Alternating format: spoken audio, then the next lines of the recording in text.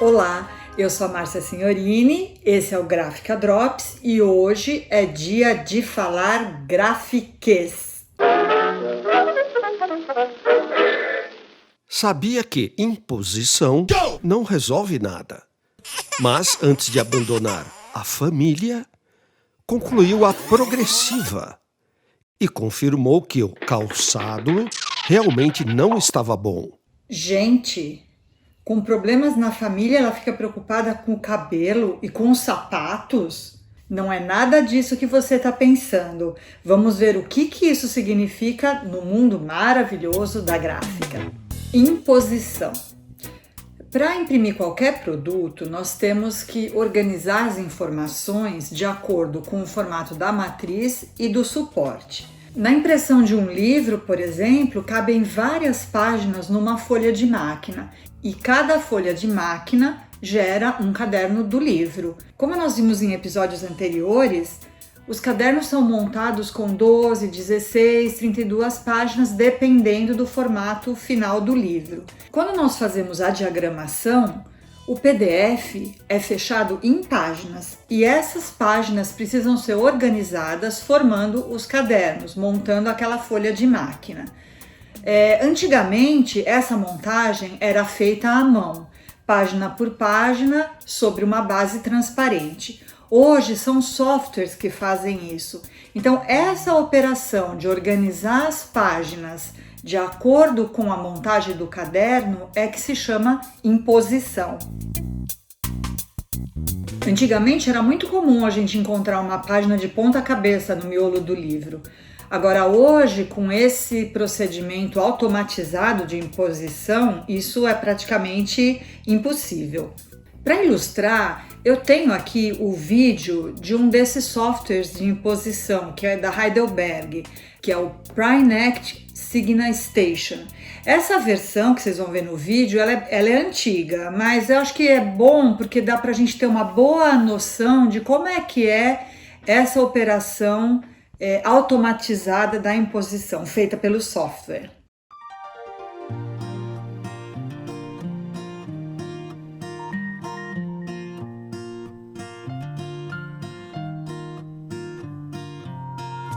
Inserimos as informações do job.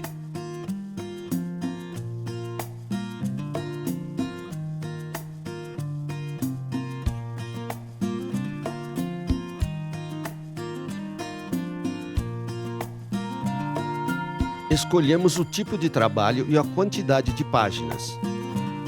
Informamos o tamanho do formato fechado. Escolhemos o tipo de encadernação.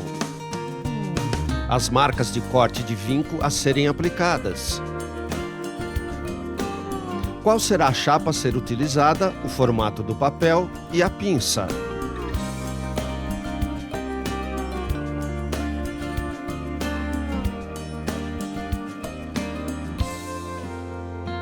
Escolhemos qual é o esquema de montagem e damos as aberturas do caderno.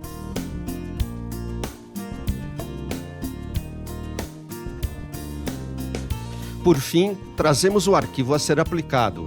Jogamos ele para a página 1 e ele carrega automaticamente para todas as páginas.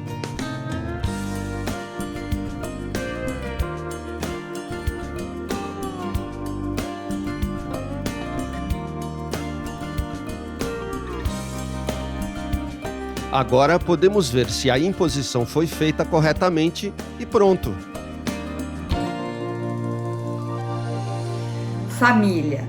Esse termo se relaciona ao texto dos produtos gráficos, que é composto por tipos de variadas formas e desenhos. Toda a nomenclatura e sistema de medidas dessa parte da tipografia nós herdamos lá do alemão, mas isso é assunto para um episódio específico, né, aqui do canal, porque é muita coisa. Para uma classificação básica dos tipos, nós podemos organizá-los quanto ao seu desenho em 4 grandes grupos: os tipos serifados, os tipos sem serifa, os tipos cursivos e os decorativos. O conjunto completo de tipos de um determinado desenho incluindo maiúsculas, minúsculas, acentos e sinais, esse conjunto é que a gente chama de fonte. As variações de peso, largura, inclinação numa mesma fonte constituem uma família. A fonte Univers é uma das que tem a família mais numerosa. Ela foi criada pelo suíço Adrian Frutiger. E olha que interessante, em 1949, como trabalho de graduação do curso de design que ele fez. Um pouco depois, em meados dos anos 1950, ela passou a ser produzida em tipos móveis e matrizes de linotipo.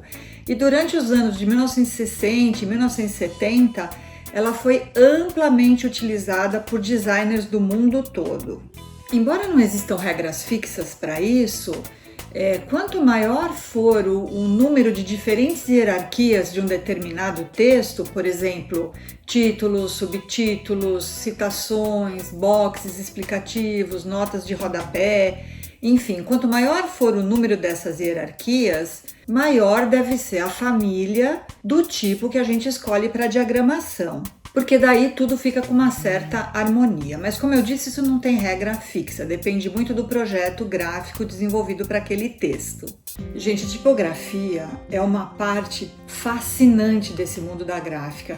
A história dos tipos, o desenho, como é que eles começaram a compor todo esse mundo visual, né, que nos rodeia, tudo isso, assim, para mim encanta, é encantador. Eu acho que vai dar para a gente fazer vários episódios enfocando alguns pontos específicos dessa parte grande desse universo que é a tipografia. Enquanto isso, se você está interessado no assunto, eu coloquei na descrição alguns links, algumas fontes de informação bacanas para consulta. Progressiva. Esse termo é do Arco da Velha, do tempo dos Afonsinhos. E provavelmente você só vai entender essas expressões se for também do tempo das progressivas. Prova progressiva é uma prova de pré-impressão onde cada uma das 4 cores da quadricromia, cian, magenta, amarelo e preto, são impressas separadamente e depois progressivamente sobre o mesmo suporte. As antigas provas de prelo eram feitas assim, numa época em que as impressões coloridas eram feitas em máquinas monocolores, ou seja, cor a cor. Então, para ajustar o entintamento de cada uma dessas cores, era necessário ter uma referência visual delas separadas. Imagina o que era isso. E para ilustrar, eu peguei esse pôster que é do designer Kiko Farkas, de uma série que ele produziu para a Orquestra Sinfônica de São Paulo, a OSESP.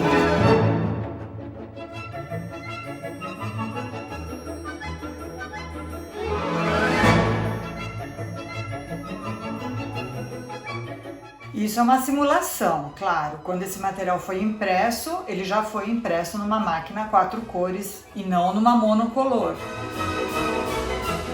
É muito lindo. Esse trabalho foi publicado num livro da Kozak Naif.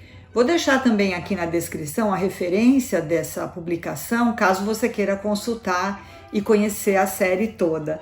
Calçado.